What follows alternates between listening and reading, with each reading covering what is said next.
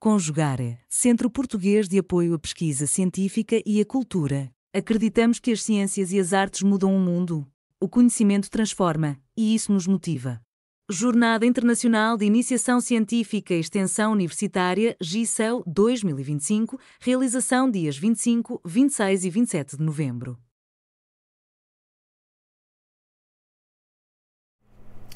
Olá a todos, meu nome é Ana Eduarda Calado, eu sou discente de fisioterapia na Universidade Federal de São Paulo e hoje eu tô aqui para falar um pouco mais sobre o meu projeto de pesquisa, que é intitulado Fatores associados ao desempenho físico de tabagistas em programa de cessação do tabagismo. As coautoras do meu trabalho são a Ana Clara de Souza Santos, a Ana Luísa dos Santos e a Isabelle Risseto, sob orientação da professora doutora Milena Carlos Vidotto. Bom, primeiramente contextualizando um pouco sobre o tabagismo, atualmente é amplamente reconhecida a associação entre o tabagismo e diversos agravos à saúde, entre eles câncer de pulmão, de bexiga, doenças vasculares respiratórias e desordens metabólicas, sendo que o tabaco é um dos grandes responsáveis anualmente por mortes evitáveis ao redor do globo.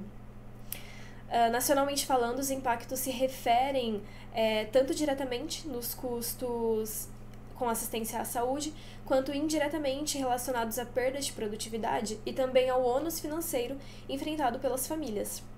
Entretanto, apesar dos esforços e medidas públicas que visam reduzir o consumo do tabaco, a prevalência do hábito demonstra ser sustentada muitas vezes por fatores comportamentais, dependência física e psicológica, crenças individuais e contextos sociais.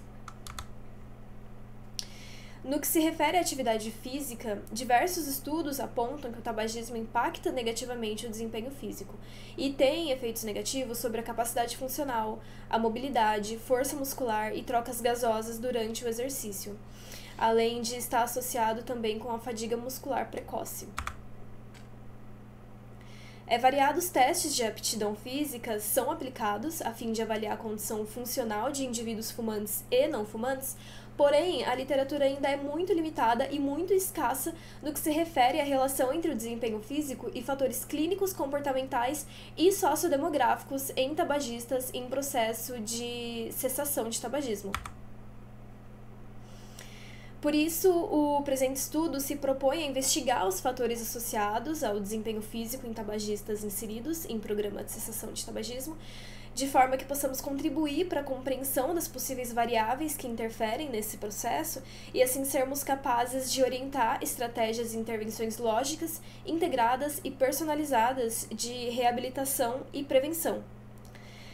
Ainda se propõe a identificar fatores que interferem também na adesão às atividades físicas que são propostas nos programas de cessação para ajudar a otimizar a oferta de recursos terapêuticos e motivacionais dentro do contexto da saúde coletiva e também pública.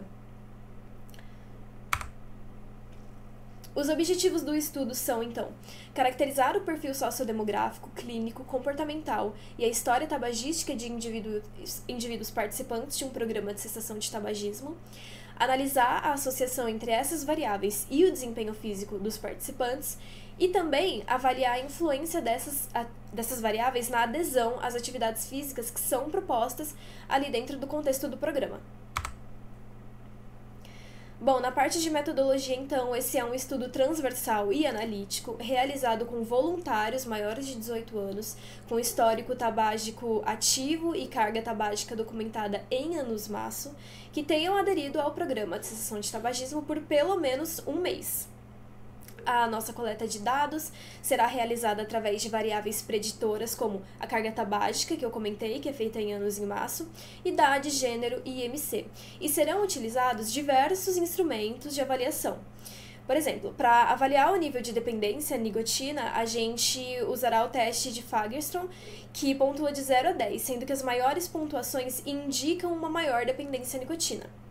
Também o questionário de dependência comportamental de Glover-Nilsson será usado para avaliar o nível de dependência comportamental relacionado ao tabaco. E a Depression, Anxiety and Stress Scale 21 a gente usa para avaliar os sintomas de ansiedade, estresse e depressão.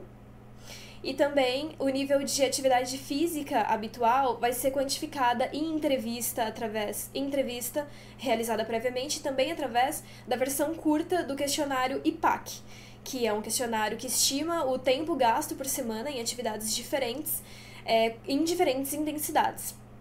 Também é utilizada a própria história tabágica coletada em entrevista, o questionário de ansiedade e depressão, o Fagerstrom e o teste de degrau de 6 minutos.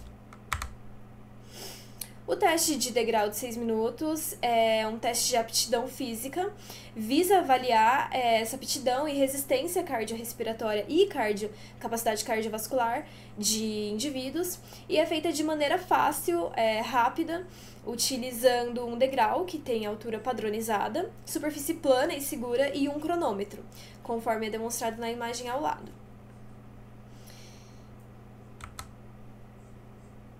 Então, no método estatístico para coleta e análise estatística, os dados serão analisados no software SPSS.